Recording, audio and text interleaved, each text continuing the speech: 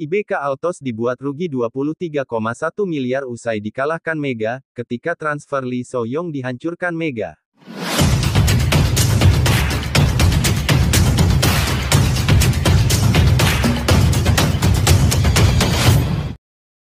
Megawati Hangestri Pertiwi berhasil menjelma menjadi atlet voli hebat di Korea. Mega seolah mampu menaklukkan loga voli Korea, meskipun Mega belum juara. Tapi kalau melihat apa yang dilakukan pebola voli asal Jember saat ini, Mimin rasa kita sudah layak menyebut Mega sebagai bintang yang tengah menguasai Korea. Ia terpilih sebagai MVP atau Most Valuable Player di round 3, dan baru-baru ini ia juga terpilih sebagai pemain terbaik di dua laga awal round 4 yang dimainkan tim Red Spark, terbaru usai mengalahkan IBK Altos dengan pemain bintangnya Lee So-yong di kubu IBK. Sebuah cerita menarik muncul yang menilai Red Spark dan Mega telah membuat investasi besar yang dilakukan IBK untuk turnamen bola voli musim semi terancam gagal. Lantas kenapa, berikut ulasannya.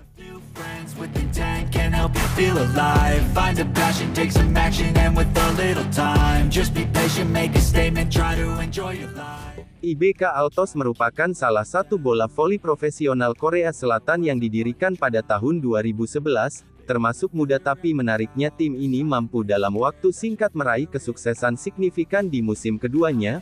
Mengikuti Liga Voli Profesional, IBK berhasil memenangkan V-League pada musim 2012-2013. Prestasi ini menjadikan mereka klub olahraga profesional Korea Selatan pertama yang menjadi juara pada tahun kedua berkompetisi. Selain itu, IBK Altos juga meraih gelar juara liga pada musim 2014-2015 dan 2016-2017.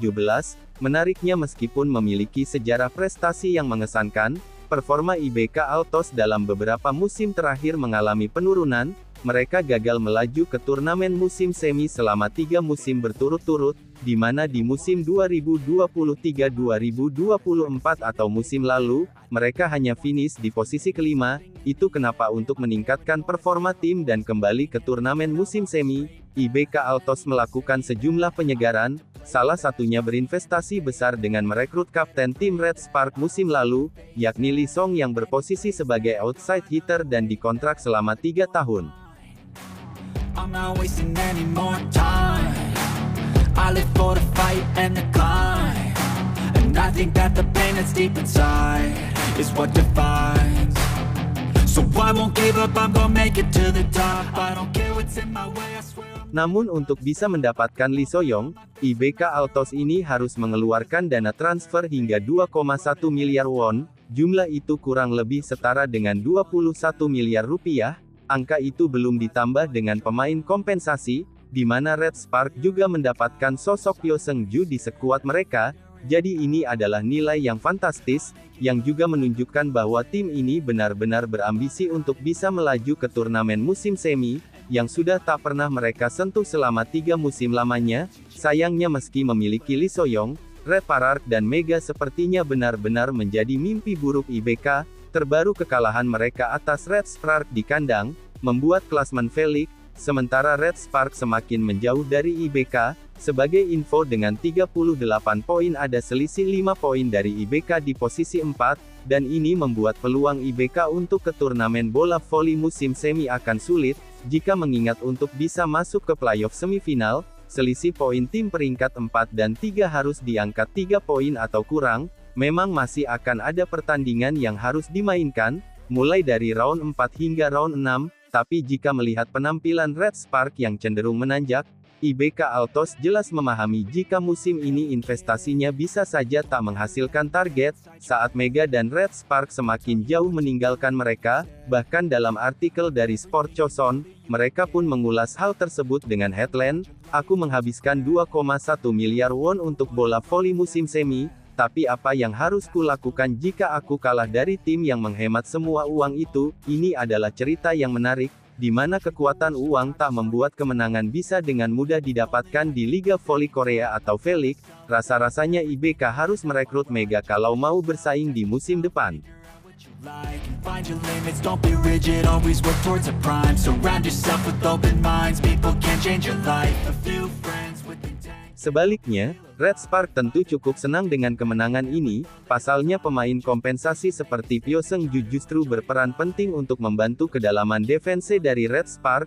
Memang awalnya Red Spark masih cukup kesulitan soal seperti apa Pyo Seung-ju mengambil peran di tim ini, tapi lama-kelamaan sistem mulai terbentuk, dan kita bisa melihat hasilnya. Red Spark jadi tim yang paling menakutkan dengan 10 rentetan kemenangan, di mana itu juga menjadi rekor kemenangan terpanjang sejak tim ini didirikan, dan dalam ulasan Kovo, pengamat pun menegaskan bahwa ini adalah 10 kemenangan bersejarah, di mana Mega adalah kunci di balik keberhasilan tim tersebut.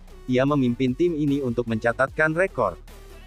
개로 팀 창단 최다 범실을 기록했지만 19개의 블로킹을 앞세워 위기를 이겨내며 승리하고요. 승리의 중심에는 역시나 메가 선수가 있었습니다.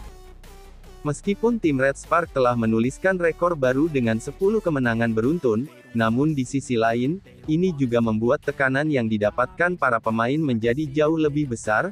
Keinginan untuk selalu menang membuat pelatih Ko Hee-jin beberapa kali nampak cukup emosional. Ia tak jarang untuk berteriak guna mengingatkan para pemain tetap fokus, dan hasilnya cukup bagus. Red Spark menang, bahkan harus melewati set penuh atau set 5, tapi meski begitu, seperti yang kita katakan tadi, tekanannya sangat besar. Lihatlah saat Buki tak bisa menahan tangisannya, ia merasa hari ini ia tidak tampil di bentuk terbaiknya, dan itu mengapa pesan khusus disampaikan Mega kepada Buki. Tentunya bersyukur hari ini bisa menang, terus terima kasih untuk Kambumi, para pelatih, terus pemain juga, Oni, dan adik-adik teman-teman, Buki juga terima kasih banyak, teman-teman, Buki juga terima kasih banyak, karena kita mau berjuang sampai akhir, meskipun sulit di set ketiga, 4, 5, dan mulai set kedua udah sulit, terus kita mengatasinya sampai akhir. Melihat Mega berterima kasih pada semuanya termasuk Buki, kami pikir itu menggambarkan jika Mega jelas tahu perjuangan timnya begitu berat,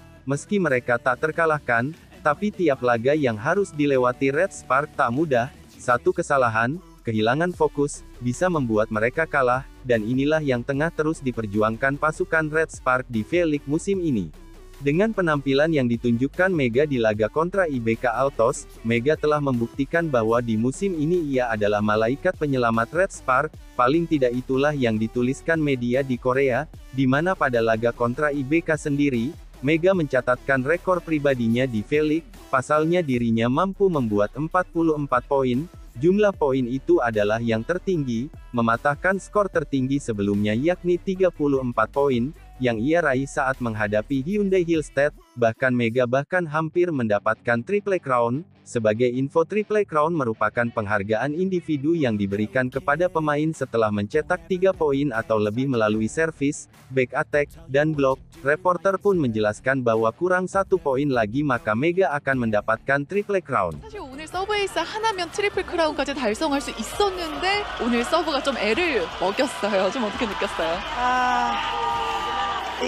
Mungkin start hari ini aku sedikit kurang fokus juga, banyak bombshell juga hari ini, aku mengakuin itu. Mungkin aku akan perbaiki di match selanjutnya. Terus untuk Triple Crown, udah 3 kali kesempatan, hampir Triple Crown, cuma belum rezeki, mungkin di lain waktu. Liga memang melelahkan, dan untuk bisa menang seperti saat ini para pemain menderita. Sebagai penonton kita mungkin hanya bisa mengkritik apabila mereka kalah, tanpa tahu penderitaan apa yang sudah dihadapi para pemain, jadi tetap dukung terus Mega dan para pemain Red Spark, bahkan saat kalah sekalipun.